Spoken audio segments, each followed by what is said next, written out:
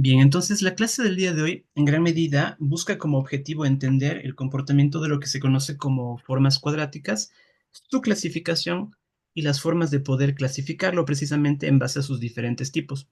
Como en su determinado momento se lo vio en clases, partimos de la definición de lo que era una forma cuadrática. Se llama forma cuadrática a cualquier polinomio homogéneo que sea específicamente de segundo grado y si todos sus términos representan esa parte de segundo grado, lo consideramos como una forma cuadrática, más allá del número de variables que tenga a consideración. Recuerden que un polinomio homogéneo se caracteriza porque todos los términos tienen el mismo grado, ¿no? Que en este caso es de grado 2. No importa cuántas variables podamos tener. Y quisiera empezar recordando la clasificación de las formas cuadráticas, donde básicamente las formas cuadráticas en una primera premisa, en la primera forma de presentación, tenemos que fijarnos en sus coeficientes obtenidos. Pues particularmente esto, con la primera estrategia. Si nosotros tuviéramos únicamente términos de partes cuadráticas, solo cuando las variables están elevadas al cuadrado, y si todos fueran positivos, decimos simplemente que es definida positiva. Si es que en cambio todos los coeficientes son de signo negativo, decíamos que son definidas negativas. La parte de semidefinida es la posibilidad de la existencia de ceros, es semidefinida positiva, cuando nosotros decimos que o los coeficientes son positivos o puede haber algún cero. Clasificamos como semidefinida negativa cuando los coeficientes son negativos o puede haber algún otro cero. Y si es que no cumple ninguna de las anteriores, si es que tengo una mezcla de signos de positivos y negativos, decimos sencillamente que es indefinida. Y para empezar con esto, pues vamos a trabajar con un ejercicio práctico de clasificación. Y hicimos uno en clase. Me interesa hacer este problema de acá, que es nuestro punto de partida. A ver, podemos ver que en este caso es un polinomio homogéneo que depende de tres variables llamadas x1, x2 y x3. Insistimos en algo. ¿Por qué es un polinomio homogéneo? En que podemos darnos cuenta que el polinomio como tal se llama homogéneo, particularmente porque todos los grados son de 2, ¿no? Esto es de grado 2, esto es de grado 2, esto es de grado 2, esto es grado 1, pero 1 y el 1 sumarían el grado 2, asimismo este es de grado 1 y esto también es de grado 1, pero sumando las potencias nos darían un grado 2. Por lo tanto, garantizamos que es un polinomio de segundo grado. Ahora bien, para clasificar yo les decía que si es que solamente tengo los términos cuadráticos, es decir, el x1 al cuadrado, el x2 al cuadrado y el x3 al cuadrado, sería sencillamente rápido poder clasificarlo. ¿Cuál es el problema? Porque a pesar de que a principio le vemos todo positivo, no puedo clasificarlo todavía. Es por el hecho de que tiene estos términos que se llaman términos cruzados. Porque tengo un x1 con un x2, tengo un x2 con un x3 o un hipotético x1 con un x3, ¿no? Entonces no podemos clasificarlo bajo esta primera estrategia que se llama método de Lagrange. No lo podemos clasificar todavía mientras yo tenga estos términos cruzados. Entonces, bajo esta primera forma de trabajo, nuestro primer gran objetivo va a ser eliminar esos términos cruzados de alguna forma para que me quede expresado en términos cuadráticos. ¿Listo? Entonces vamos a hacer la aplicación de este ejercicio. Permítanme solo un momento irme a mi parte de trabajo para empezar con el desarrollo como tal, de hacer algunos ejercicios. Vamos a hacer precisamente este ejercicio que se nos presenta.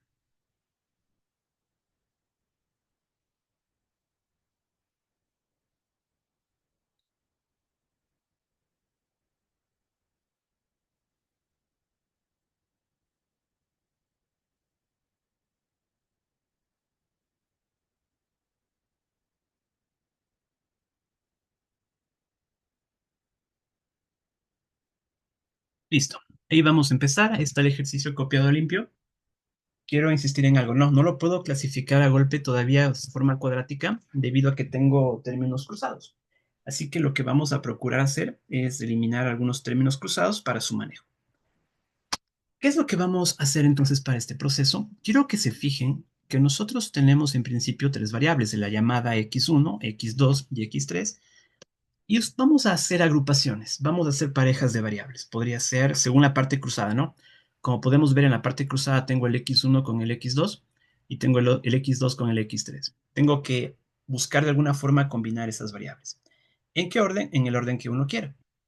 Ahora, como esto es medio arbitrario, lo que voy a hacer en primera instancia es que mi función que depende de x1, x2, x3, vamos a reordenarla. Voy a ponerla así. Voy a poner la variable x3 al cuadrado. Le voy a juntar con el 4x2, x3. Esto lo voy a dejar acá un momento. Y por fuera, todo lo que no contenga esos componentes. Es decir, que por fuera me quedaría como el 3x1 al cuadrado más el 2x2 elevado al cuadrado y me quedaría el más 4x1, x2. Recordando que lo que yo estoy haciendo en este momento es una selección netamente arbitraria, ¿no? Quiero darme a entender ahora por qué elegí esta forma de ordenarlo, por qué elegí el x3 y por qué no elegí el x1 o por qué no elegí el x2. Básicamente porque lo que vamos a hacer es completar el cuadrado. Y completar el cuadrado es más sencillo siempre que el coeficiente, el número que esté al lado de la variable, sea el número 1. Es por ello que lo elegí. Entonces, ¿en qué consiste esta parte de completar el cuadrado? Pues simplemente copiamos los elementos que actualmente tenemos, que es x2, x3, y aquí dejamos un espacio para un elemento que vamos a sumar. Acá simplemente son los elementos que nos están sobrando, por así decirlo, que ya los iremos ocupando luego. Bueno, entonces, primera pregunta que les pido ayuda, por favor. Si se fijan en el primer paréntesis, yo quiero completar el cuadrado, que es algo que ya frecuentemente lo hemos hecho. Les consultaría qué elemento yo debo agregar para completar el cuadrado en este primer paréntesis. Si me dan alguna idea. Sería 4. Ok, como cantidad es el 4, ¿verdad? ¿Por qué? Porque ¿cuál es el proceso que nosotros decíamos? Tomamos únicamente este valor y teníamos que hacerle dos cosas, ¿no? Teníamos que dividirle para 2 de lo que salga, se eleva al cuadrado. Y ahí precisamente tenemos que es 4 para 2, 2 y me sale 4. Perfecto. Pero algo más. Para X2, completar, me decía Paulina, perdón. X2 al cuadrado. Sí, sería 4x2 al cuadrado. Correcto. ¿Por qué? Porque si se fijan, a la interna tenemos ya el x3 que estaba al cuadrado. Como los elementos cruzados son el x2 con el x3, necesito la otra parte cuadrática que sale de la variable x2 elevado al cuadrado. Entonces es correcto lo que decía Paulina. No es solamente el valor de 4, sino también correctamente con su parte literal. Pero, como hemos alterado ya el ejercicio, porque hemos agregado este 4, deberíamos compensarlo también restándolo al final, ¿no? 4x2 elevado al cuadrado. Regresamos a la primera parte y recuerden que la idea de completar el cuadrado es factorizar el trinomio cuadrado perfecto. Por lo tanto, asimismo les pido ayuda, por favor. Este paréntesis, ¿cómo me quedaría ya formalmente factorizado?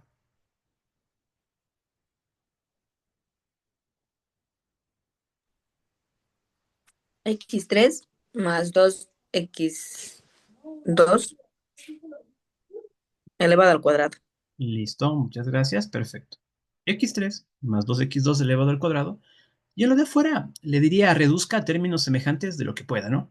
Como tengo solamente un x1 al cuadrado, no hay más. Sigue siendo 3x1 al cuadrado.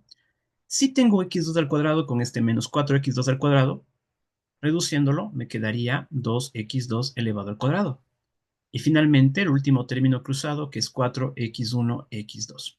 Bueno, con eso culminamos la primera parte, pero quiero que me comprendan por favor la idea que el objetivo inicial de esto era uno solo. Teníamos al principio dos términos cruzados, el x1, x2 con el x2 y el x3. Lo que hicimos en gran medida fue elegir uno de los dos términos cruzados para eliminarlos, que en mi contexto fue elegido el x2, x3, pero me sigue sobrando todavía uno, ¿no? Entonces vamos a ir eliminando uno por uno los términos cruzados. Por favor, antes de avanzar más, no sé, ¿alguna inquietud?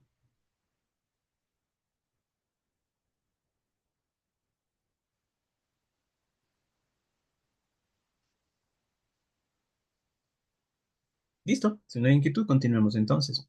Repetía que mi objetivo es eliminar los términos cruzados, que todavía de hecho yo tengo por acá un término cruzado que es el x1, x2. La primera parte ya está, a eso no lo toquemos, solamente va a seguir copiándose como x3 más 2x2 que está elevado al cuadrado. Eso ya está.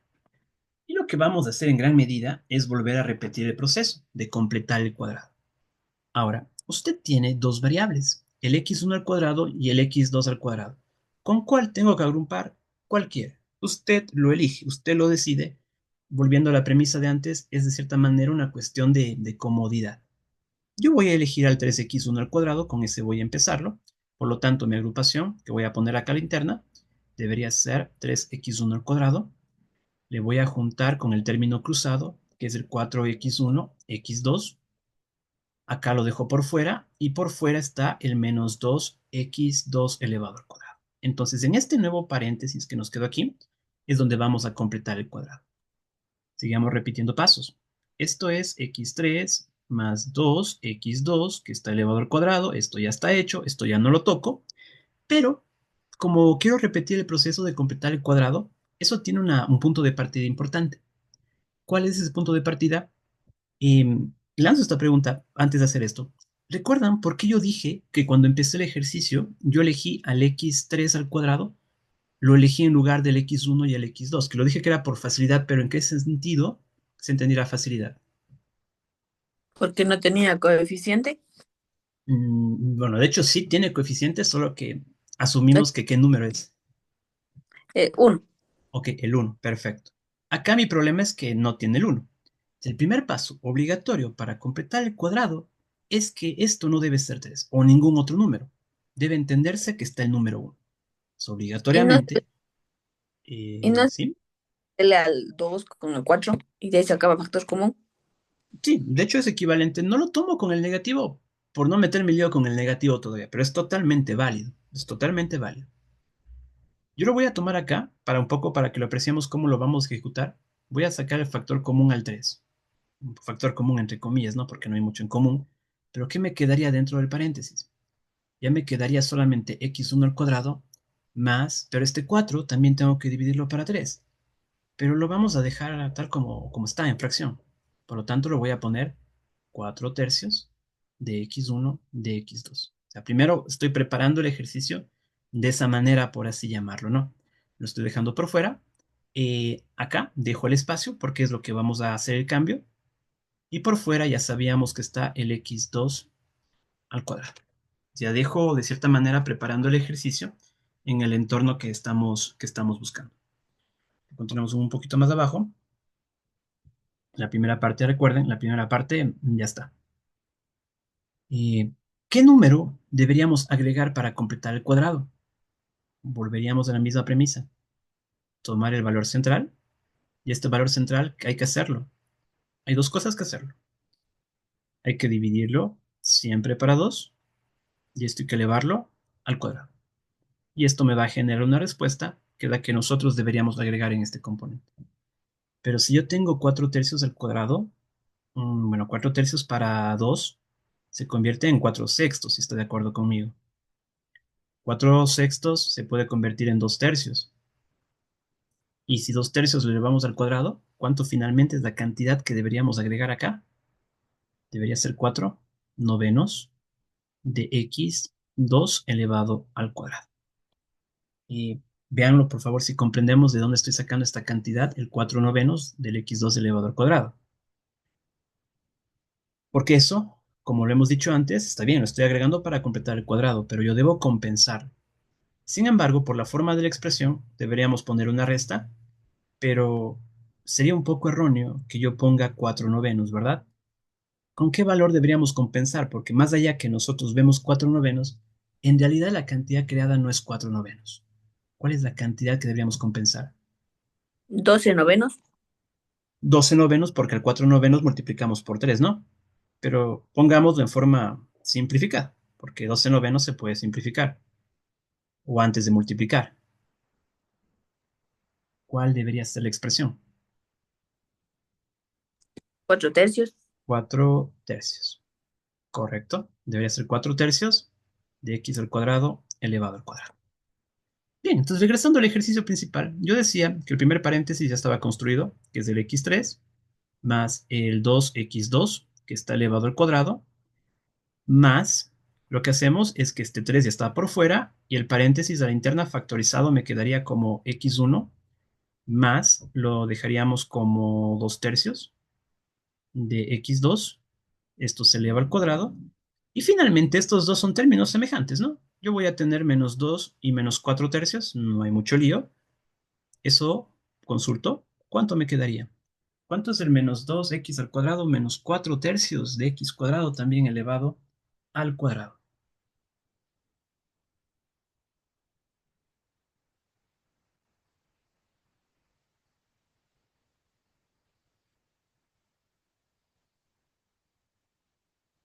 Menos 10 tercios.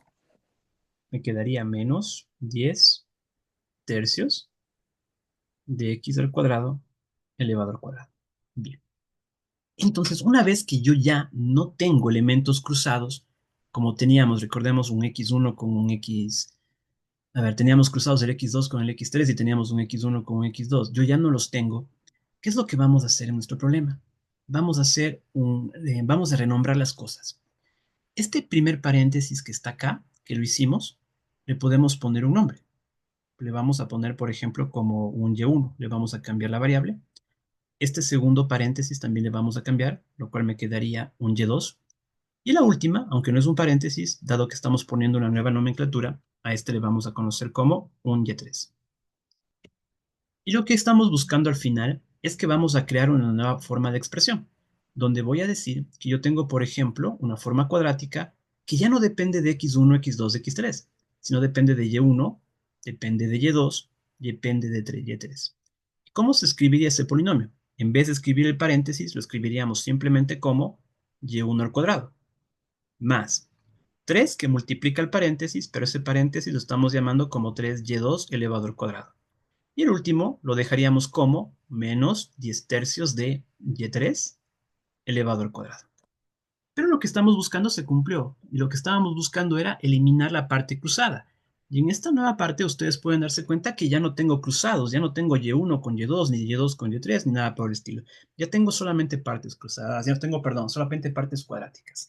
Y cuando ya tengo partes cuadráticas, ya puedo interpretar de la manera directa. ¿En qué sentido? Fíjense en los coeficientes. El primero, asumimos que es signo más, el segundo también es signo más, y el tercero es signo menos. ¿Qué me decía la teoría si es que los signos no son todos del mismo tipo? Porque no son todos ni positivos, ni todos ni negativos. ¿Qué me decía la teoría? ¿Cómo clasificamos la forma cuadrática en base a lo que hemos detectado? Indefinido. Ok, esto es indefinido, ¿no? Correcto, indefinido. Y listo. Finalmente, hemos logrado clasificar a la forma cuadrática que es indefinida. Esto que acabo de explicar a breves rasgos, a muy breves rasgos, se conoce como método de Lagrange, que hay algunas particularidades que decirlo. Sin embargo, quiero entender si es que hay alguna consulta hasta acá, por favor.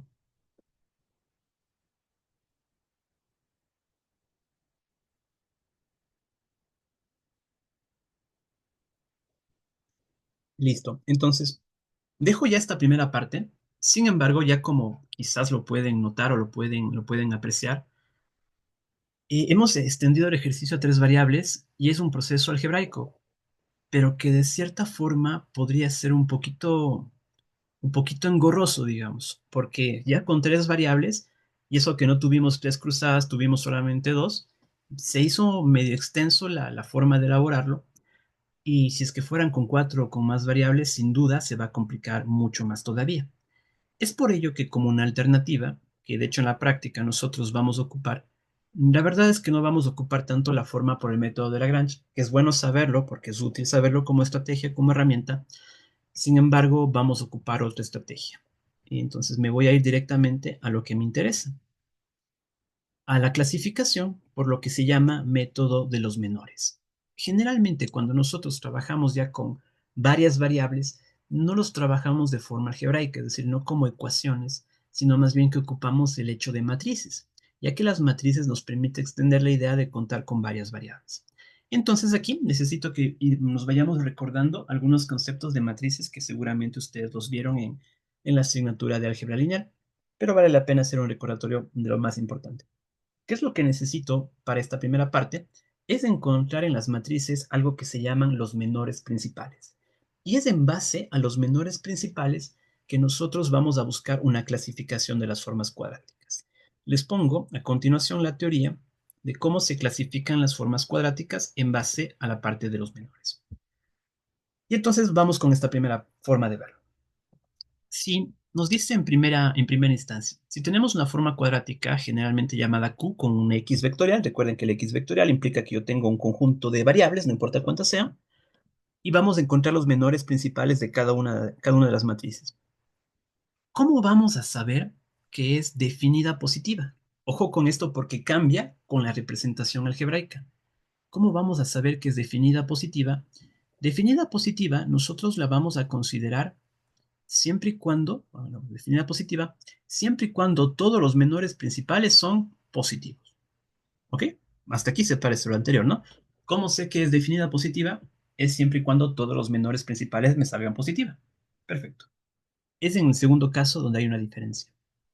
¿Cómo sé que es definida negativa? Esto se cumple siempre y cuando si todos los menores principales de la matriz A alternan el signo. Ojo, la característica es que sean alternados y algo más. Empiecen siempre desde el signo negativo. Sí, diferencia importante con el método de Lagrange en la forma de identificación. Para que sea definida negativa, deberían ser alternados los valores generados de los menores principales, pero siempre empezando desde un valor negativo. ¿Listo? ¿Qué más podemos decirlo? Que podemos tener la representación de una semidefinida positiva. ¿Qué implica que sea semidefinida? En resumidas cuentas es que al empezar con mis menores, mi primer menor sea mayor que cero, mi segundo mayor también sea mayor que cero, que mi tercer menor sea mayor que cero, así de largo, pero ¿qué va a suceder? Que particularmente el último menor, que es el determinante de la matriz como tal, debe salirme cero. Y podría pasar con los antecedentes. Por eso se llama que el rango de A es igual a R. Recuerden que el rango de una matriz no necesariamente es el tamaño original de la matriz, porque depende del número de filas o columnas independientes linealmente independientes que podamos identificarlas, ¿no? Entonces, eso implicaría que puede ser semidefinida positiva. Si lo quieren en palabras más sencillas, ¿cómo sé que es semidefinida positiva? Es porque los menores son positivos menos los últimos. En palabras simples diría eso, menos los últimos y los últimos deberían ser netamente ceros, ¿no? Eso debería ser para que se maneje como semidefinida positiva. Continuando con la teoría, ¿qué más clasificaciones puedo tenerlo? Así como existe la semidefinida positiva, pues entenderemos que también existe la semidefinida negativa. ¿Cuándo se presenta la semidefinida negativa? Tiene una conexión con lo anterior. Cuando escuchen el semi, es que no es completa la definición. ¿Y por qué no es completa? Particularmente porque el determinante de la matriz como tal me sale cero. Y podría pasarme con los menores anteriores. Pero, si recuerdan lo que estaba en el literal B, para que sea definida negativa, la característica era que sean alternados, y sigue pasando lo mismo, ¿no? Alternados, deben ser alternados. Pero ¿qué más? ¿Desde dónde? Alternados desde negativo. Eso es lo que debería pasar para que sea semidefinida negativa. Deberían ser alternados desde negativo. Y particularmente lo que sucede al final es que si es que no se cumplen con las condiciones anteriores, las vamos a clasificar como indefinidas. Punto. Por ahora vamos a manejar esta idea de cómo poder hacer esta clasificación. Entonces, bien, quiero, antes de hacer un ejercicio completo, hacer ejercicios cortitos para ver si comprendemos bien la lógica. Porque por ahora tenemos que calcular los menores. No estoy calculando, no doy todavía una matriz, pero sí los vamos a calcular. ¿Cuál es la idea de entender esto? Si yo, por ejemplo, háganle cuenta la siguiente representación. Por suponer que yo voy a tener tres menores. Al primer menor lo vamos a llamar el menor uno, que me salga a 4. Al menor 2 le voy a poner 3.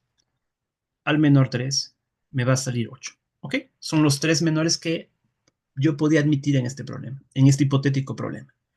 En base a esas respuestas genéricas que yo les estoy mencionando, ¿cómo podríamos clasificar a la hipotética forma cuadrática asociada a este problema? ¿Qué tipo de definición es? ¿Positiva, negativa, semipositiva, seminegativa o indefinida? ¿Alguna idea? Positiva, ¿Ok? ¿Y por qué es positiva, Paulina? porque todos están positivos. ¿Sí? Tan sencillo como eso. Perfecto. En otro hipotético ejemplo, llamemos si esto es un ejemplo A, me voy a un ejemplo B. Asimismo voy a poner más menores, ¿no? Le voy a poner un primer menor que sea -2, un segundo menor que sea 8, un tercer menor que sea -7 y un cuarto menor que le voy a decir es el número 9. ¿Ok? Dado este nuevo hipotético ejercicio, vean las respuestas. ¿Qué nos decía la teoría? Clasifica las formas según su definición. ¿Cómo podríamos clasificar a esta hipotética forma cuadrática?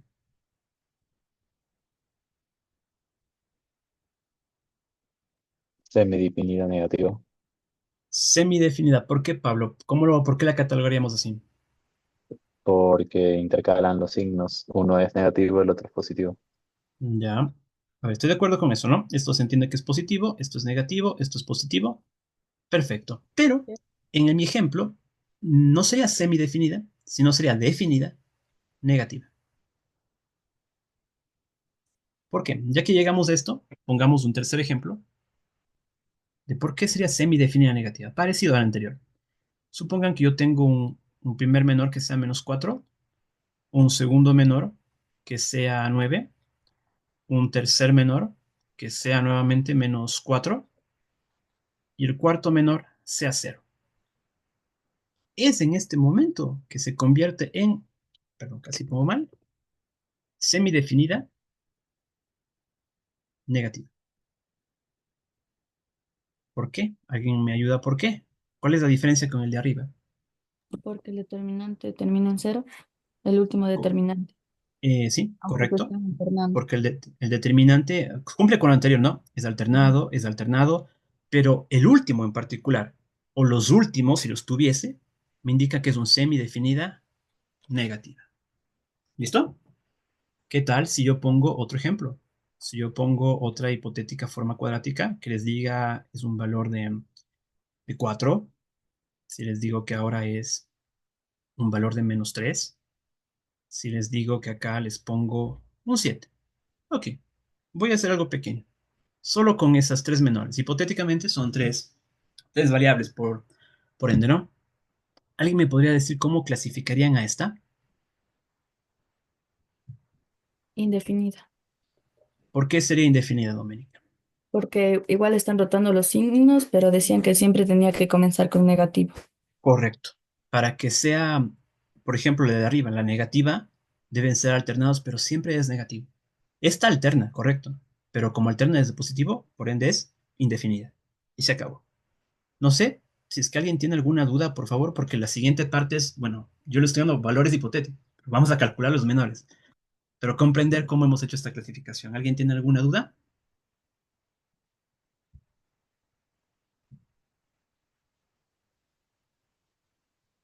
Porque de ser así, no haber dudas, pido que alguien me pueda ayudar con algún ejemplo de una forma cuadrática así mismo con los valores inventados que lo estoy haciendo ahora, no lo sé, con cuatro menores, pero que sea semidefinida positiva. Yo estoy diciendo cuatro menores, ¿no? Alguien que quizás quiera ayudarme con esto. ¿Qué valores le pongo de ejemplo a cuatro menores, pero con la idea de que sea semidefinida positiva? Cualquier valor, ¿no? Pero que cumpla con esta condición.